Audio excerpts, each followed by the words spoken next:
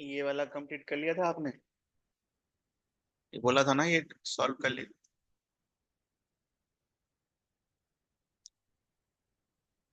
क्या निकाल रहे थे हम? D Broglie wavelength of electron.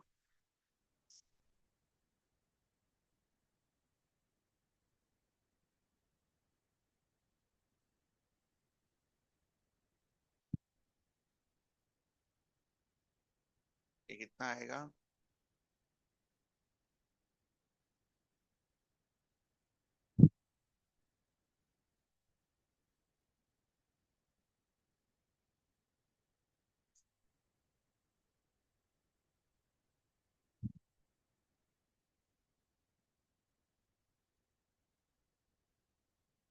बहुत सारे बुक्स में फॉर्मूला दे रखा होता है, तो आपको नहीं लगना चाहिए कि आपने नहीं पढ़ा हो।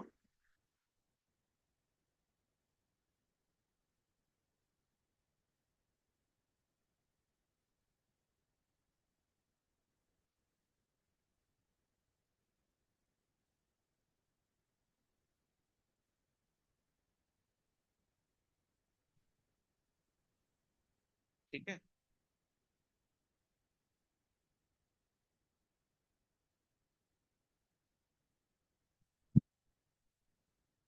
बहुत बार जब आप रिवाइज करेंगे तो आपको ये भी याद हो जाएगा।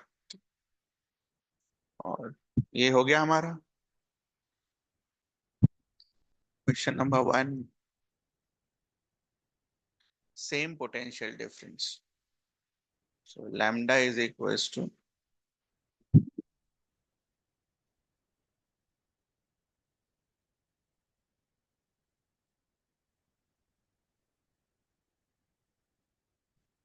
इसका किसका चाहिए? हीलियम+2 और H+ का। तो शुरू में ही लैम्डा ले लेते हैं रेशियो। लैम्डा हीलियम+2 will be, so what is mass of helium? 4। बाकी उसके आगे जो भी यूनिट आएगा केजी में या किसी भी चीज में, उससे कोई मतलब नहीं, क्योंकि रेशियो लेना है। रेशियो लोगे तो बाकी वाली चीजें तो कैंसिल आउट हो जाएंगी। चार्ज कितना है? जितना प्लस के ऊपर है उसका डबल, तो 2E लिखते। बट यहां पर चूंकि हमें रेशियो लिखना है तो बस 2 लिखेंगे हम। ठीक है, क्योंकि वो E जो होगा, H+ में भी E आएगा, तो दोनों आपस में क्या हो जाएगा? Cancel out. और V तो सेम है।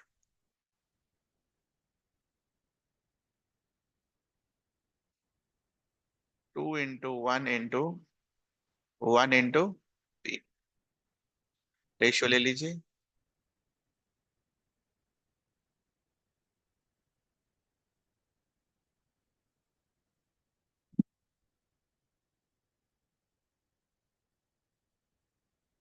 क्या क्या चला गया? इसका स्क्वायर रूट के अंदर क्या बचा? अच्छा, H और H। इसका स्क्वायर रूट के अंदर क्या बचा? इसका स्क्वायर रूट के अंदर क्या बचा?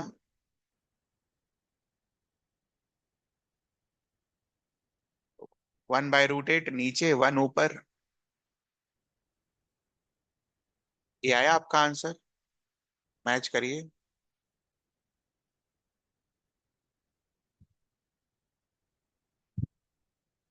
Same kinetic energy.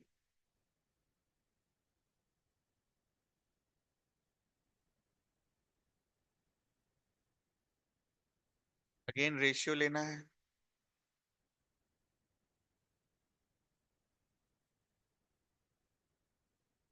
2 4 kinetic energy,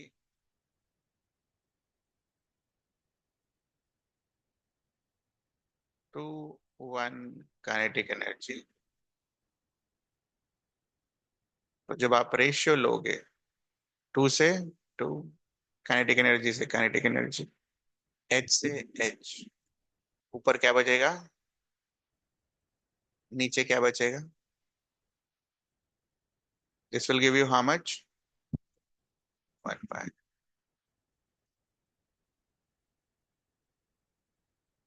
ये आया आपका आंसर। ये आया हुआ सवाल है ये सब। Now the last part of D Broglie wavelength. उसके लिए एक चीज पहले हमें समझना होगा, समझना क्या, लिखना होगा। अभी क्या ही समझाए हम आपको इसमें, वेव, स्टैंडिंग वेव। ठीक है, तो थोड़ा सा आइडिया दे देते हैं। मान लीजिए एक धागा दो दीवार के बीच में ऐसे बंधा हुआ हो। ठीक है, इसको अगर आप प्लग करो, पकड़ के खींच दो ऊपर, क्या होगा ये, वाइब्रेशंस दिखेंगे।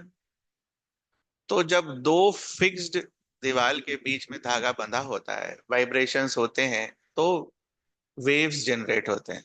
ठीक है, और उस वेव को हम क्या बुलाते हैं, स्टैंडिंग वेव। क्लास 11 का फिजिक्स में आपको पढ़ाया जाएगा जब पार्ट 2 पढ़ रहे हो। ठीक है, अभी इसका कोई जरूरत नहीं है। क्या है यहाँ पर ध्यान रखना है, for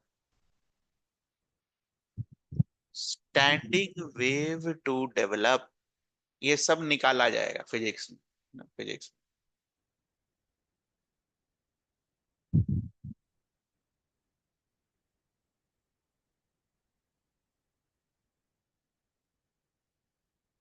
total distance travelled by wave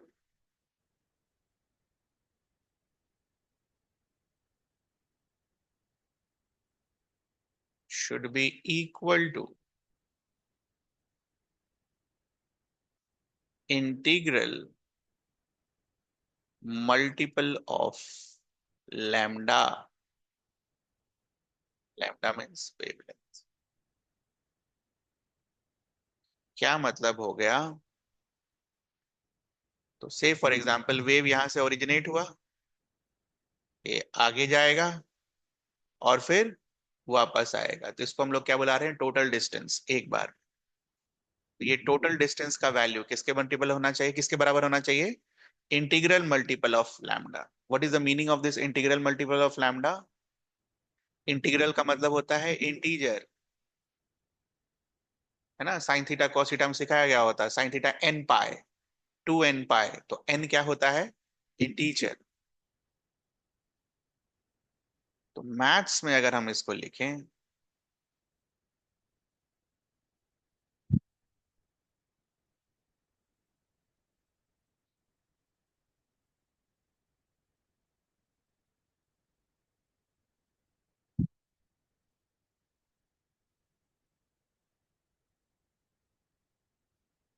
ऐसा क्यों होता है, ठीक है, वो भी देख ही लो यार,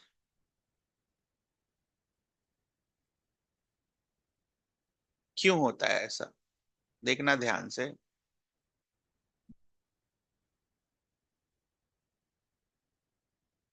ये वाला पॉइंट और ये वाला पॉइंट, क्या ये वाला पॉइंट ऊपर नीचे हो सकता है, last point, it is always fixed. तो इसका मतलब अगर वेव बनेगा तो ऐसा ही बनेगा,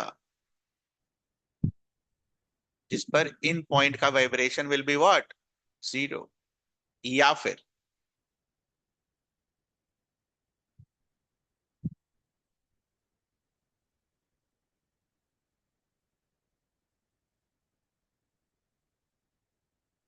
इन दोनों का पॉइंट्स का वाइब्रेशन विल बी जीरो। दिख रहा है, इसमें कितना वेव बना है, दो, इसमें कितना बना है, वन। तो जब भी हमें बनाना होगा तो ऐसे ही बन पाएगा। ठीक है, इसीलिए कंडीशन पर क्या लिखते हैं हम, एन लैम्डा। ठीक है, क्योंकि कंडीशन हमको क्या बोलता है, एंड पॉइंट पर कोई वाइब्रेशन नहीं होना चाहिए। तो नहीं होना चाहिए तो वेव ऐसे ही बन सकेगा और कोई उपाय नहीं है। हाँ, नीचे से हो सकता है, ऐसा हो सकता है, दिस इज ऑल्सो पॉसिबल। ठीक है, दिस इज ऑल्सो पॉसिबल। ये सब बनाएंगे हम फिजिक्स में। बट अगर आप कोई भी पॉसिबिलिटी काउंट करोगे, आपको वो इंटीग्रल मल्टीपल ऑफ लेमडा ही मिलेगा। दिख रहा है, बना लेना इसको। हो सकता है जहां बुक वगैरह से अगर आप कभी पढ़ें तो जेई के बुक से या नीट के बुक से ये सब बना हुआ हो, तो उस समय ये नहीं लगना चाहिए कि आपको नहीं पढ़ाया गया।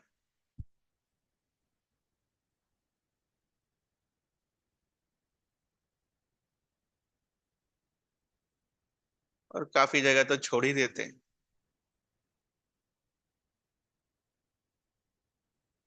तो अभी के लिए हमें क्या करना है, ये जो मैंने आपको थ्योरी लिख के दी, ये मेमोराइज करना है आपको कि ऐसा होता है एज अ फैक्ट।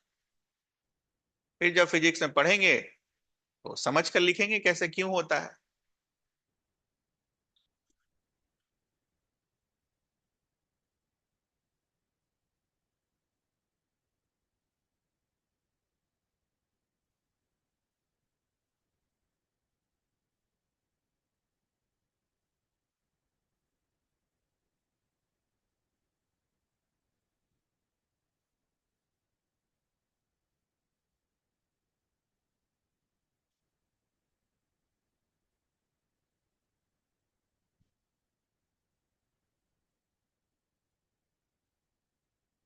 ठीक है ना?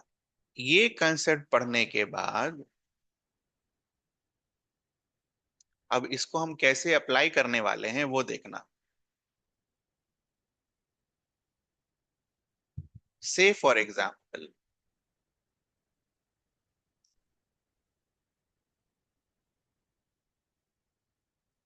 अपना इलेक्ट्रॉन पहले ऑर्बिट में घूम रहा है। कौन से ऑर्बिट में? पहले ऑर्बिट। तो पहले ऑर्बिट में अगर घूमेगा तो what will be total distance?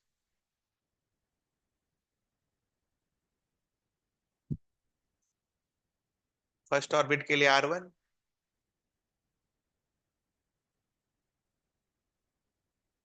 और पहले ऑर्बिट के लिए, ठीक है, जो लैम्डा डिफाइन होता है that is equals to 1 lambda.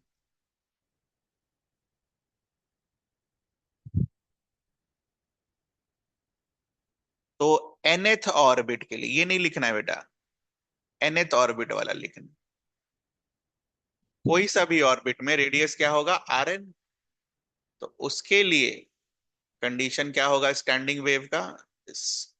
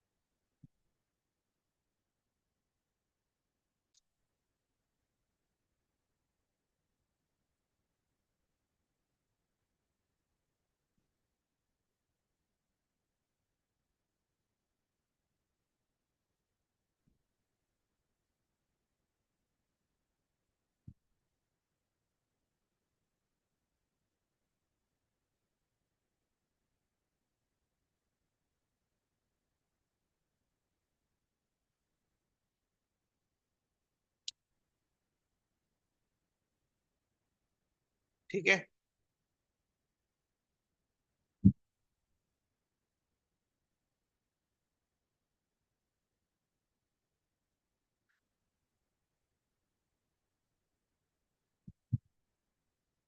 Fourth orbit में, है ना, फोर्थ ऑर्बिट में वेव के साथ कितने नंबर ऑफ वेव्स होंगे? चार, फोर लैम्डा के हिसाब से। तो फोर्थ ऑर्बिट में कैसा दिखेगा? फोर्थ ऑर्बिट इसलिए क्योंकि बुक में भी वही है। बनाओ इसको। तो ये देखना, जब बनाओगे तो पहले देख लो। एक, दो, तीन और चार। क्योंकि दोनों डायरेक्शन से हो सकता है तो एक और पॉसिबिलिटीज है। ठीक है, मैंने बताया था ना कि दूसरी तरफ से भी हो सकता रहेगा। कितना? चार। ड्रॉ करो इसको।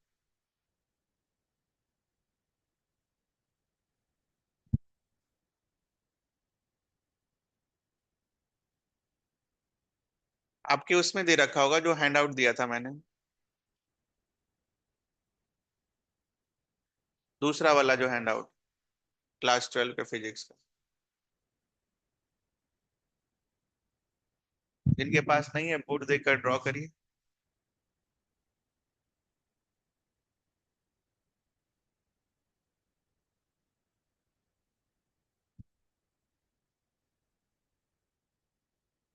एक,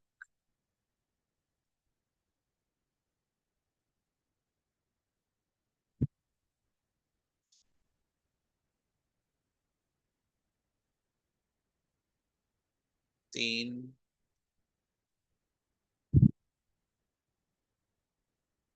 चार।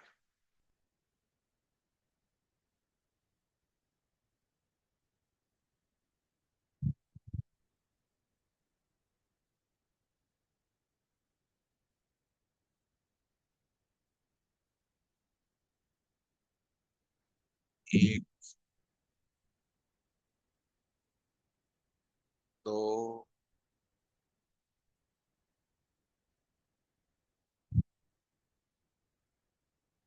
तीन और चार।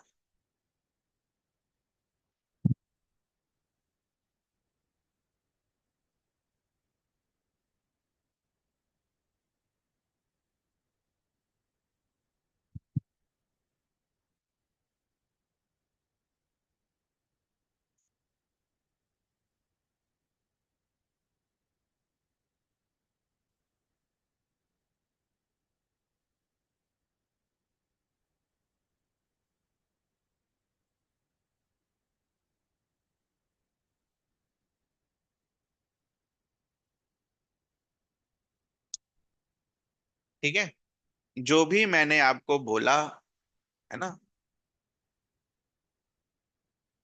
वो यहां पर लिखा हुआ है। डी ब्रॉगली बोल कर गए, material particles such as electron also have a wave nature. Last class में किया था हमने ये। ठीक है। Electron in the circular orbit must be seen as a particle wave. Electron चूंकि माइक्रोस्कोपिक पार्टिकल होता है तो उसका वेव क्या होता है? सिग्निफिकेंट। और स्टैंडिंग वेव वाली जो कहानी बताई वो यहाँ लिखे। ठीक है। बाकी डिटेल में क्लास 11 के फिजिक्स में हम पढ़ेंगे आराम से। और कंडीशन,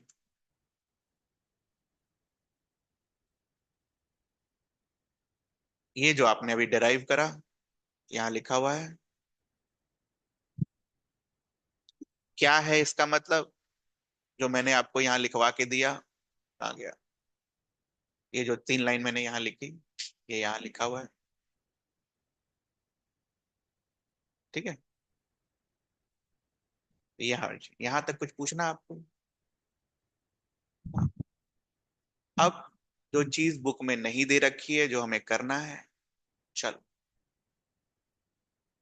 आर एन का फॉर्मूला लिखो। Radius of nth Bohr orbit.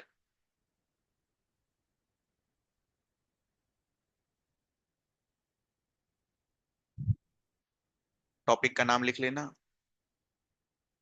Topic क्या, क्वेश्चन है ये सब प्रीवियस ईयर का।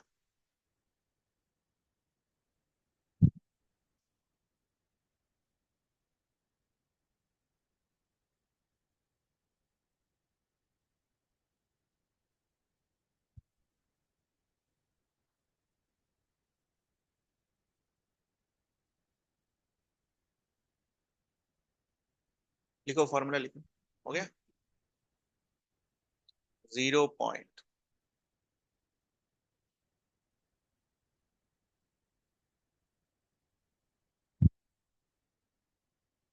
कंडीशन लिखो, डी ब्रॉगली वाला कंडीशन।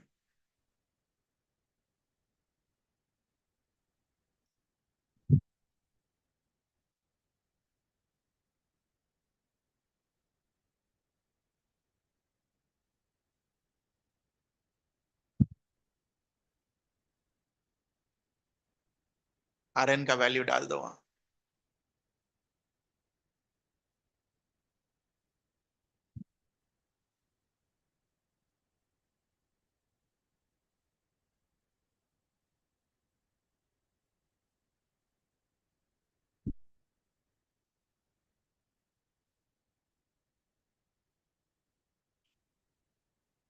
जो काटा पीटी हो सकता है वो कर दो।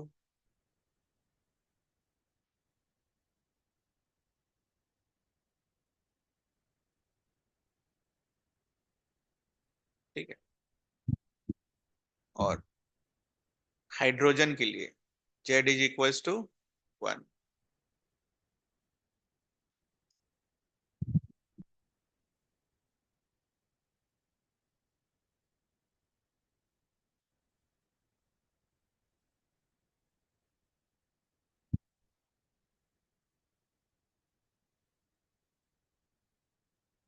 और इसको क्या लिख सकते हैं?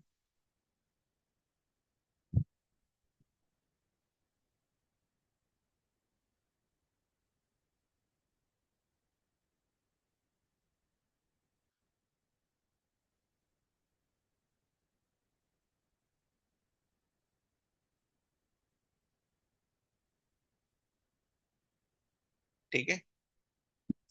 ये आपने क्या निकाला?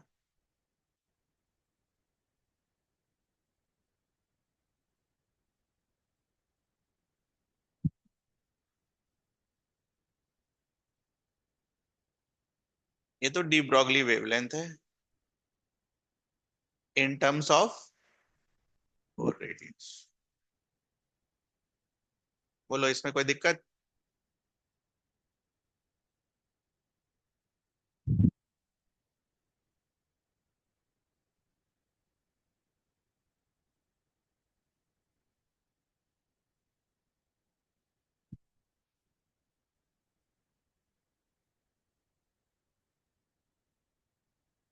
Last topic of de Broglie.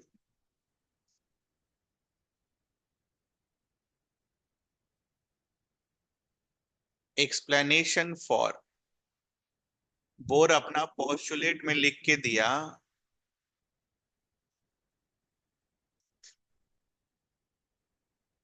But ये तो नहीं बोला कि यही क्यों। YNH/2 पाई। 4 पाई का है नहीं, 5 पाई का है नहीं, 6 पाई का है नहीं, है ना? YNH/2 पाई, 2 पाई/NH क्यों नहीं? ठीक है। मोस्ट पजलिंग क्वेश्चन, यही क्यों? यही क्यों? लिखिए, explanation for MBR equals to NH/2 pi.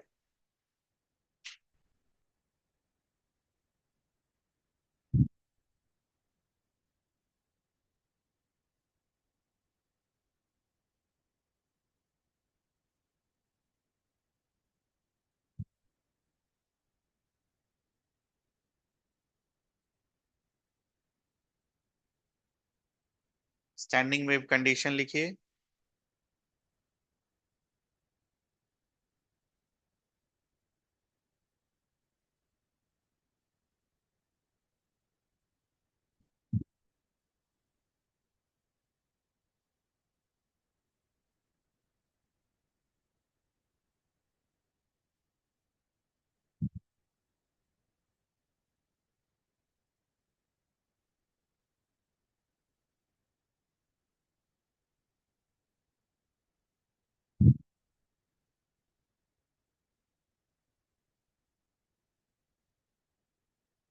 Lambda को ऊपर पुट कर दीजिए 1।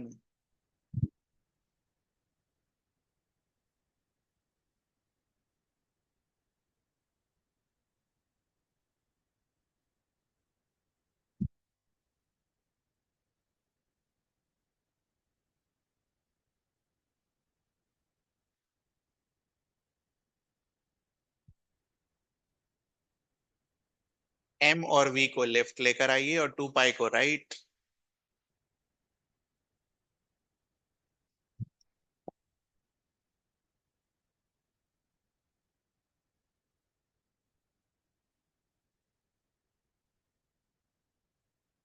This is the explanation for mvr is equals to nh upon 2 pi.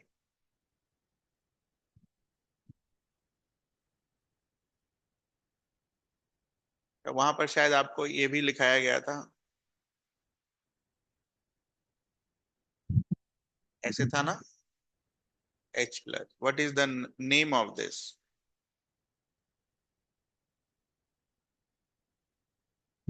reduced Planck constant।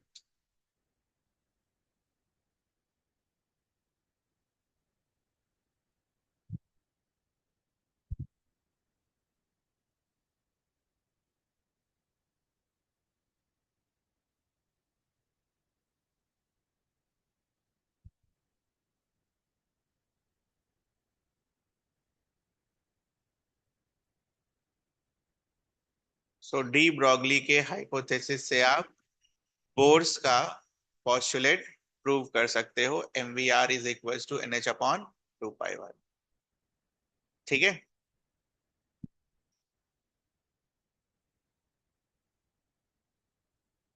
CBSE में आता है।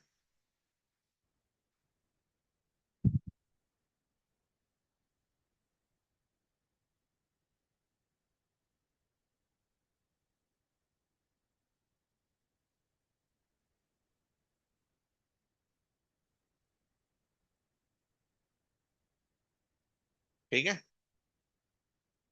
तो इसी के साथ क्लास 12 का जो 2 चैप्टर है, एटम्स और क्या बोलते हैं, ड्यूअल नेचर, जो 2 पीडीएफ मैंने दिए, वो 2 चैप्टर है आपके लिए। ओके, खत्म हो गया वो।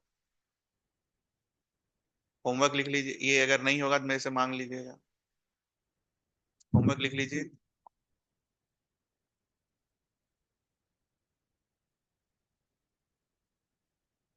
और पिछले वाले चैप्टर का भी एक्सरसाइज बना लीजिए, भेज देंगे।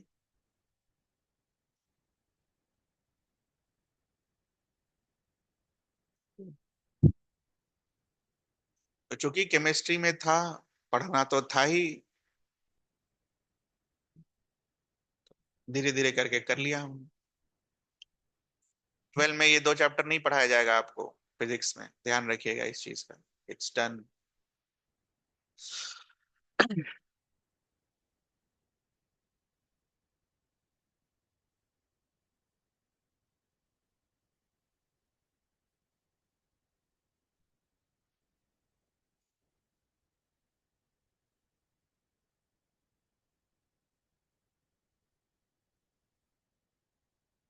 एटॉमिक स्ट्रक्चर में इतना टाइम इसलिए लगा क्योंकि वो 2 चैप्टर हमने कवर करा पूरा, फोटो इलेक्ट्रिक इफेक्ट और ये। तो शुरू हो जाइए।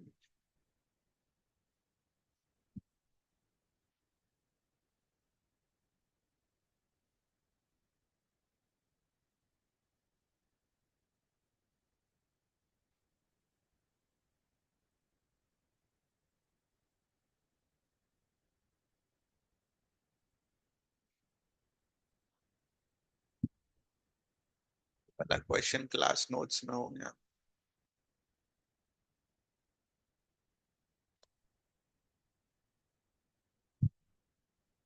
पहला वाला हो गया।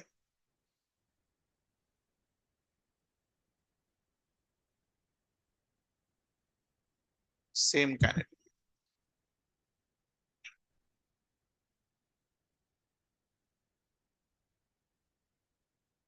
क्या आंसर आया था?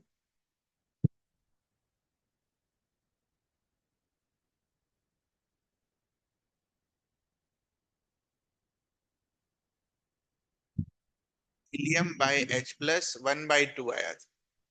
हमसे क्या पूछा है?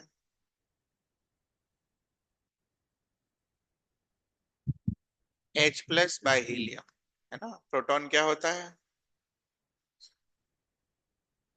हमारा भी आंसर उल्टा आ जाएगा, 1/2 की जगह 2/1। 66 क्लास नोट्स वाला क्वेश्चन है, करिए।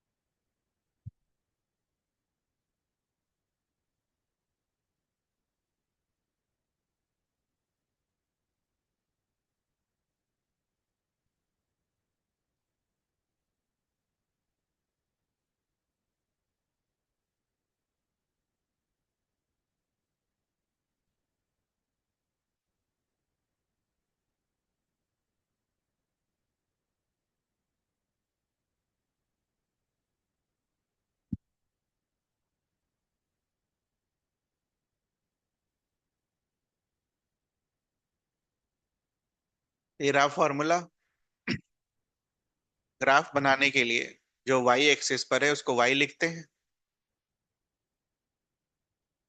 और जो एक्स एक्सिस पर है उसको एक्स लिखते हैं। तो अगर ध्यान से देखा जाए, ये है फॉर्मूला, और इसके लिए ग्राफ क्या आता है? Rectangular hyperbola. बेसिक मैथ्स के क्लास में पढ़ाया गया होगा।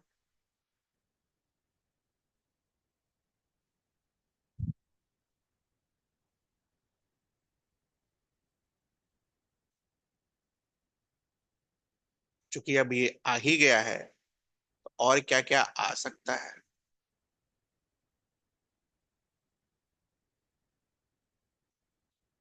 डी ब्रॉगली वेवलेंथ के सारे फॉर्मूले लिखिए।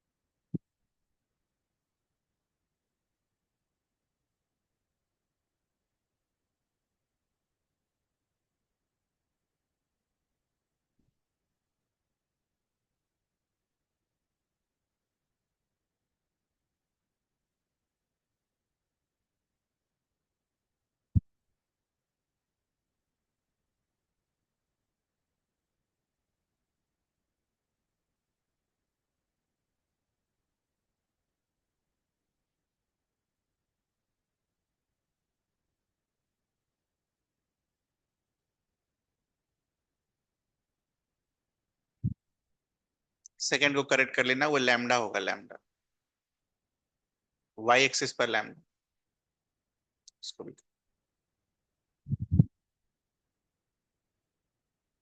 पहला वाला भी।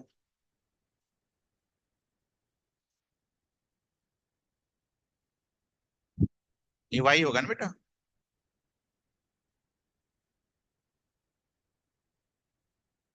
ये x.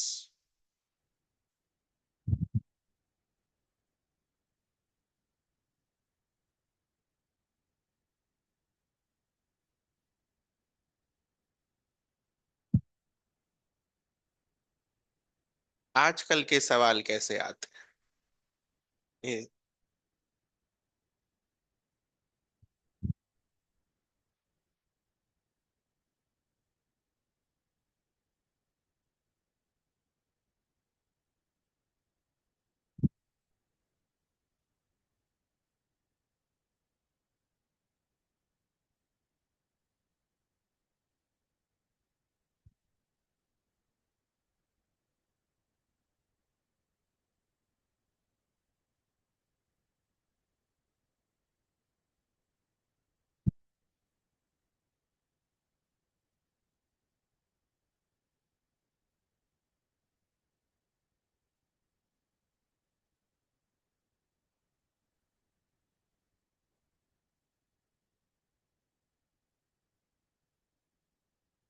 First step, formula choose करना।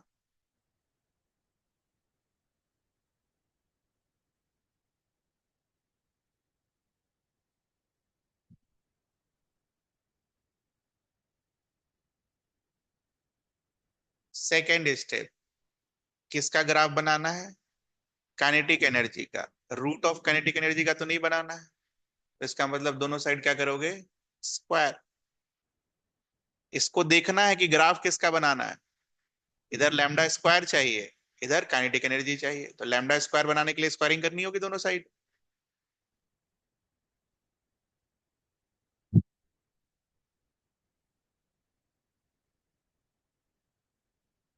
ये हम कहां से किए स्क्वायरिंग बोथ द साइड्स? इसको और इसको देखकर।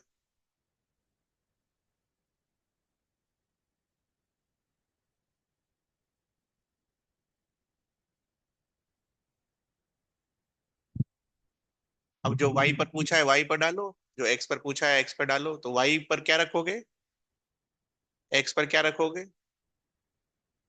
ध्यान से देखना।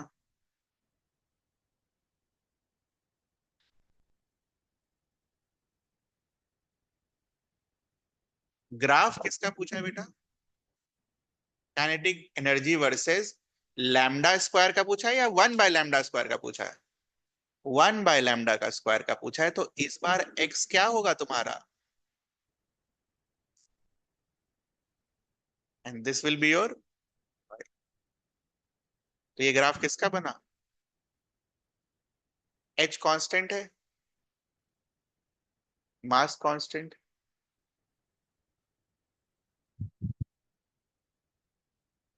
कैसा ग्राफ आएगा? Straight line passing through origin.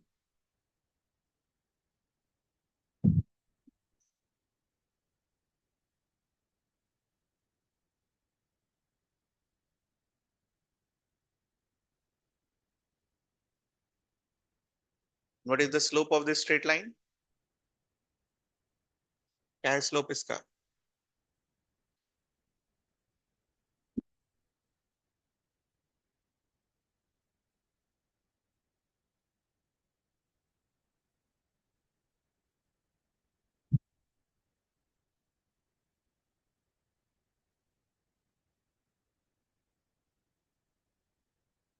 ठीक है।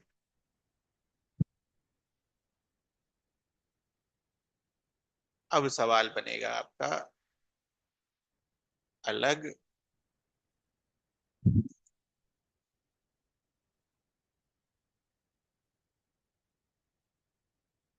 ये पार्टिकल 1 के लिए है, ये पार्टिकल 2 के लिए है। टेल मी किसका मास ज्यादा होगा?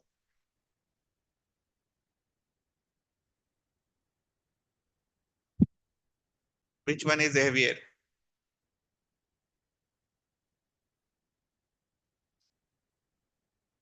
फिजिक्स खत्म हो गया बेटा, मैथ्स है मैथ्स।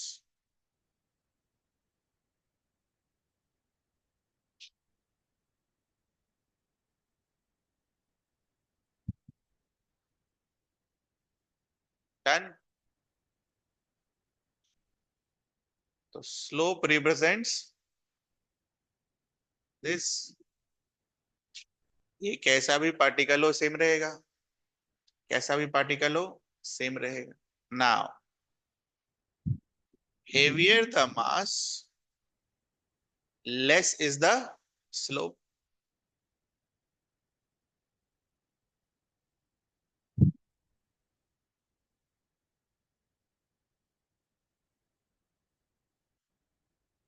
ठीक है।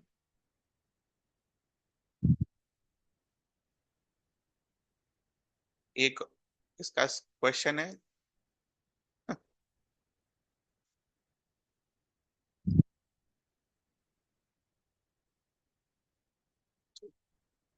देख लीजिए, मैंने अपने मन से थोड़ी ना बनाया बेटा। ये रहा, करिए इसको।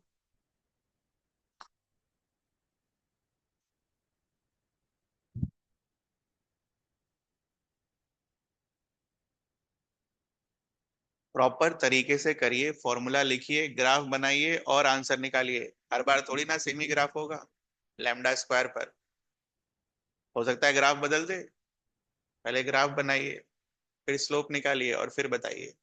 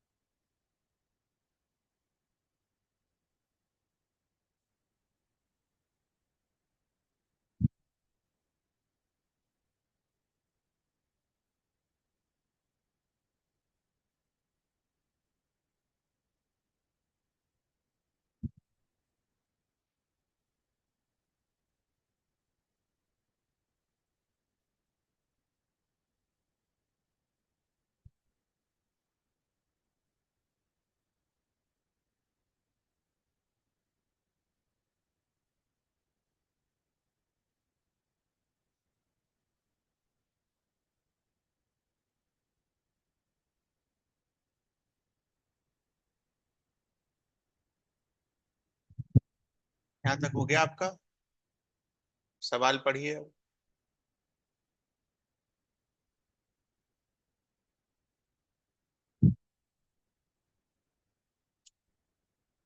क्या होगा स्लोप?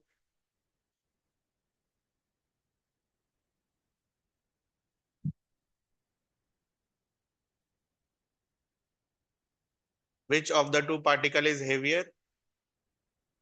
बोलिए।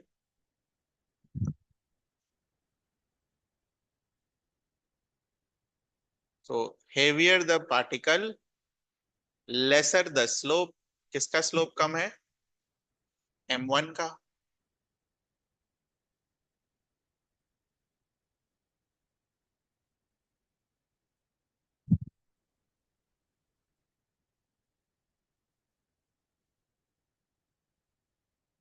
Is this graph also valid for a photon? बोलिए।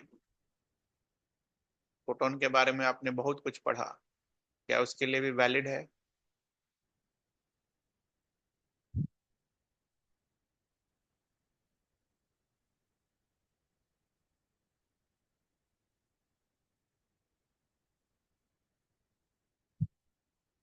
बोलिए।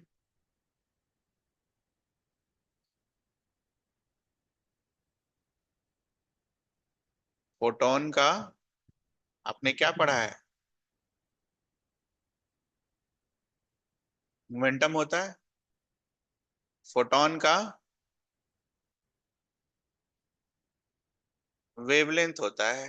और फोटोन का क्या होता है? स्पीड भी होता है।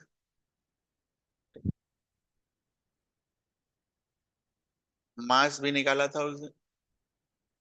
तो अगर ऐसा कुछ है, ठीक है, फोटोन के लिए वेवलेंथ और मोमेंटम एग्जिस्ट करेगा, तो डी ब्रॉगली वेवलेंथ एग्जिस्ट करेगा। ठीक है। और कौन कौन से सवाल बनाने हैं?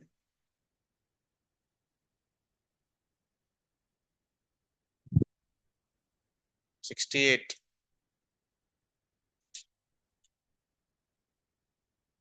क्लास के स्टार्टिंग में मैंने आपको एक फॉर्मूला डिराइव करके दिया था, वही यूज करिए और बताइए क्या आएगा आंसर।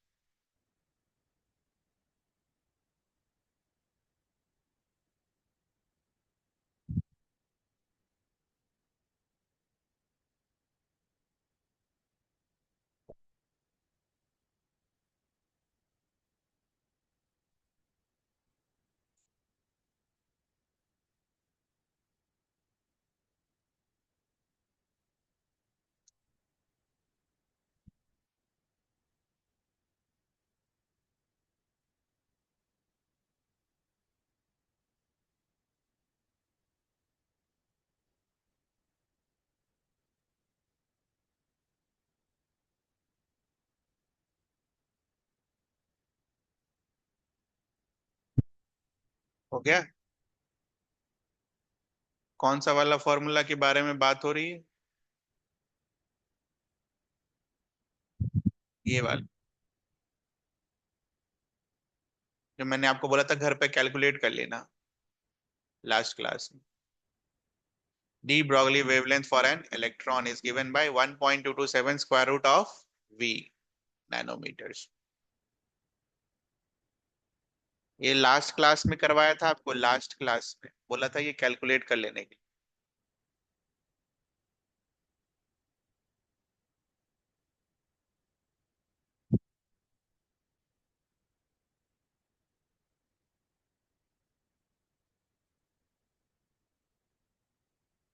ठीक है। Square root of 100 will give you 10।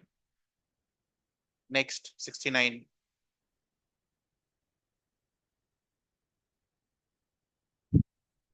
ये पढ़ा आपने कहीं पर? आइसोटोप्स में पढ़ाया गया था, प्रोटोनियम, ड्यूटेरियम और ट्रिटियम। चलिए करिए।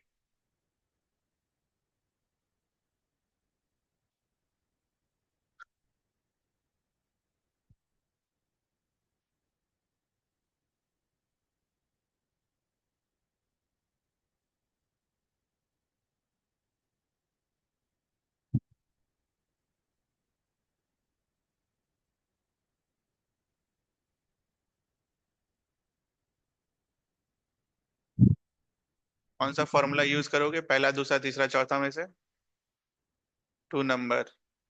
Very good. कम से कम फॉर्मूला पहचानने तो आ जाए, चारों में से कौन सा यूज करें। जो सेम दिया है वही यूज करने का।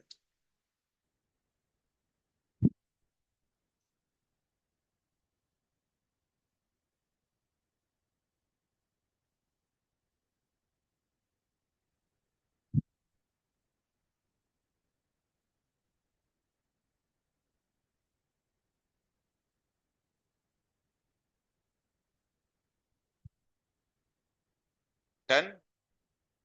क्या होता है मास? याद हो तो?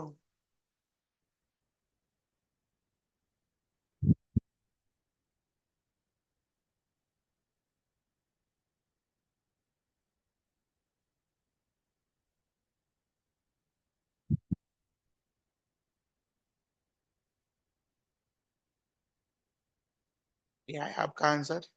2:1। हाँ। अच्छा। इलेक्ट्रॉन अगर एक ही है दोनों का, एक प्रोटॉन एक इलेक्ट्रॉन। चार्ज तो बराबर ही होगा ना बेटा। नहीं, charge will be what, same. एक इलेक्ट्रॉन से ज्यादा का तो चार्ज नहीं लूज कर सकता ना। मास अलग अलग है बस। मास अलग अलग होने का रीजन क्या है? नंबर ऑफ न्यूट्रॉन्स अलग अलग। इलेक्ट्रॉन्स तो तीनों में बराबर ही होंगे क्योंकि ये बैठा है ना न्यूट्रल बनाने के लिए।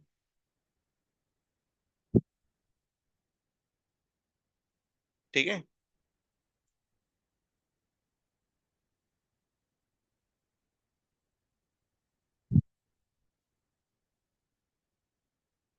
करिए।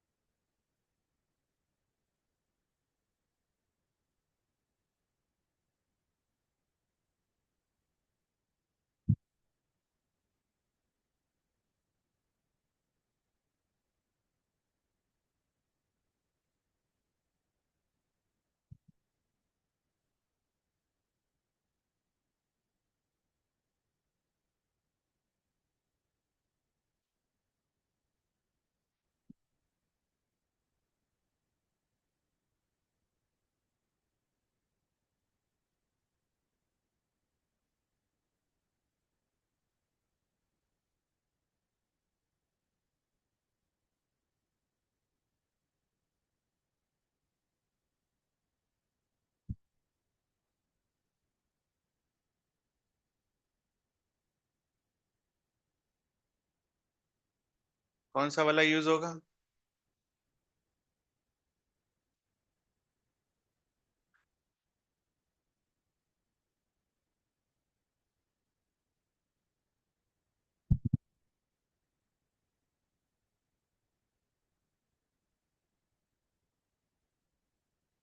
ये आया पहले आपका, ये बताइए। अब इसके बाद पहले चैप्टर में आपको एक टेबल लिखाया गया था, याद है? Mass of proton, mass of electron, mass of neutron. देखो कितना महंगा पड़ गया अगर याद नहीं करोगे तो।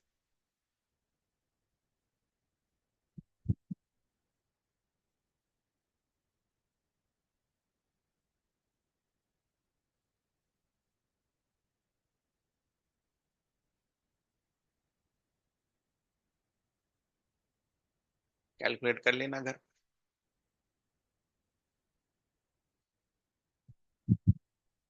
ठीक है, ये तो हो ही जाएगा, ये तो कर ही दिया।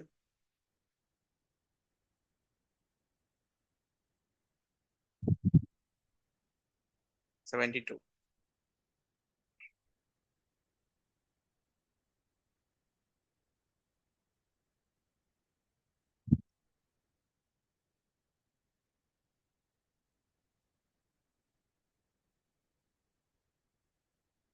फ्री का नंबर है, एकदम फ्री का नंबर है ये टॉपिक। 2 चैप्टर फिजिक्स का और आधा चैप्टर केमिस्ट्री का, 2.5 चैप्टर एकदम फ्री का टॉपिक है। फॉर्मूला लिखो, आंसर पाओ।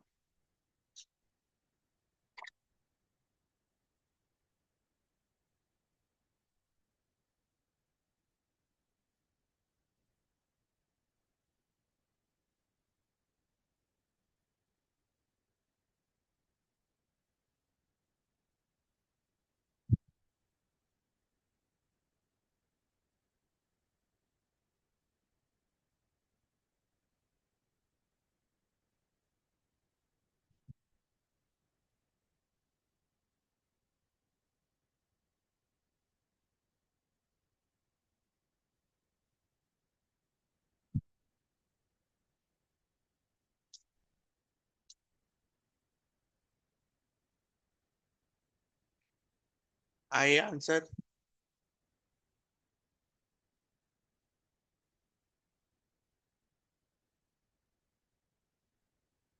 This we have done. पढ़ लो एक बार सवाल, रीड कर लो।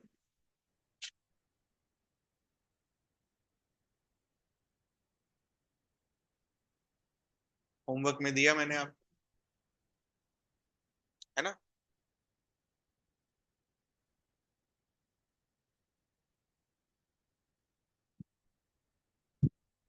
2√2। 74।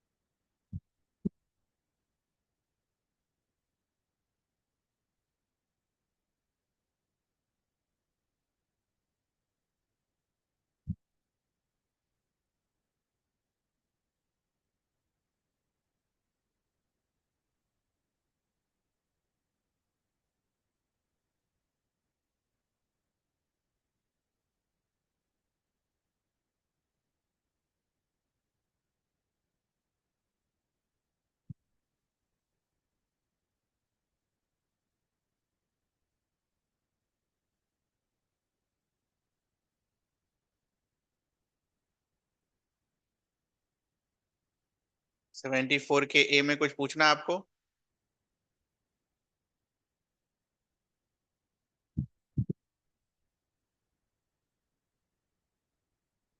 फोटोन का momentum H by lambda, photon की energy H C by lambda.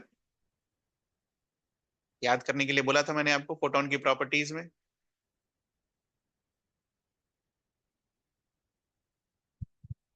ये ये इंटरेस्टिंग क्वेश्चन है।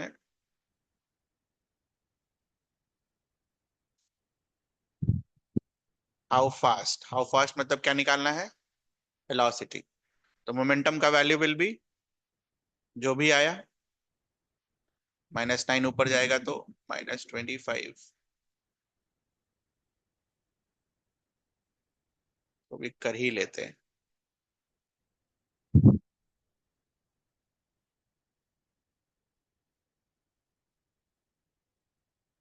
एक और जीरो बैठाकर, तो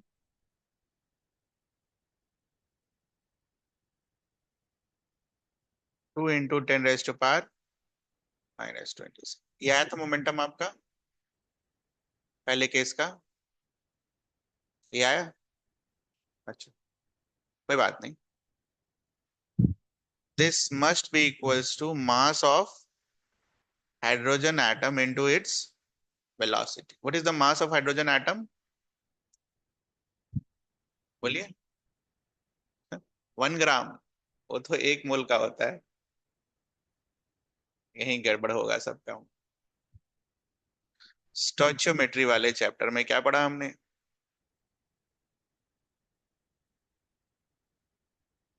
mass of 1 mole hydrogen atom is 1 ग्राम। तो 1 हाइड्रोजन एटम, 1/Na। ग्राम में काम चलेगा नहीं, केजी में चाहिए होगा। एक बार 1/1000, 1000 करोगे तो 10⁻³ ये बन जाएगा। अब उसको वहां रखना। 2 × 10⁻⁻27 is equals to 1/6.023 × 10⁻26 kg into velocity. उधर ले जाओ। 6 2 ज़ा 12, -27 + 26 विल गिव यू वेलोसिटी। कितना आएगा? 1.2 मीटर पर सेकेंड। ठीक है।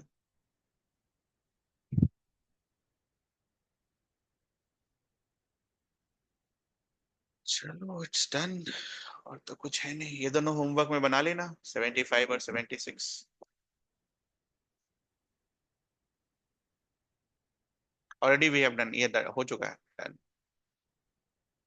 ये कर लेना होमवर्क।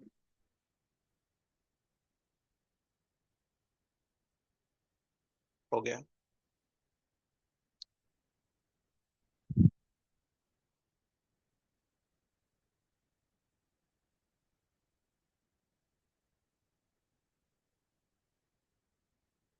अब वो कुछ पूछना है यहाँ तक? डी ब्रॉगली वेवलेंथ तक कुछ पूछना है आपको? किसी को भी? थ्योरी वरी बहुत कम है। सवाल तो ऐसे ही आएंगे जैसे अभी हमने कर रहे थे। बिल्कुल सवाल ऐसे ही आएंगे, इसके लिए एकदम रेडी रहिएगा। ठीक है। तो जो भी चीजें इसमें हो सकती थी सब आपको करा दिया गया है। अब आपका काम है इसको पढ़ना, याद करना, और जो भी सवाल हमने करे क्लास में उसको दोबारा सॉल्व करना। ठीक है। अब करेंगे तो हो जाएगा।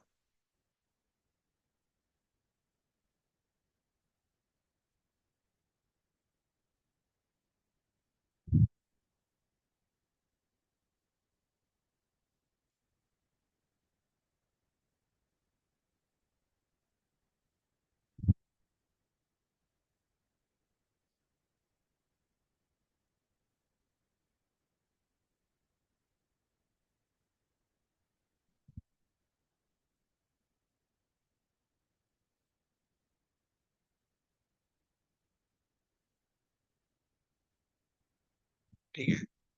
और मैं स्ट्रेस देकर यहीं तक क्यों बोल रहा हूं, क्योंकि ये आपका 2 चैप्टर ऑफ फिजिक्स क्लास 12 का plus half chapter of chemistry class 11 का कवर अप होता है। ठीक है, इसलिए इतना टाइम भी लग गया करने में। बढ़िया से कर लीजिएगा। और क्वेश्चंस आते हैं यहाँ से, सीबीएसई में तो भर भर के आता है, 15-16 नंबर का सवाल आएगा यहाँ से। और जो आपका इधर जो होगा कॉम्पिटिटिव एग्जाम में, तो केमिस्ट्री में भी क्वेश्चन रहेगा और फिजिक्स में भी क्वेश्चन रहेगा, दोनों साइड से। ठीक है, तो भी मिला जुला के 5-10 नंबर का तो रहेगा ही रहेगा, यहीं से इतना सा चीज करने से। तो बढ़िया से इसको पढ़िए, इसके आगे फिर हम अगली क्लास में करेंगे, आगे बढ़ेंगे हाइजेनबर्ग अनसर्टेनिटी प्रिंसिपल के थ्रू। ठीक है, जा सकते हैं आप।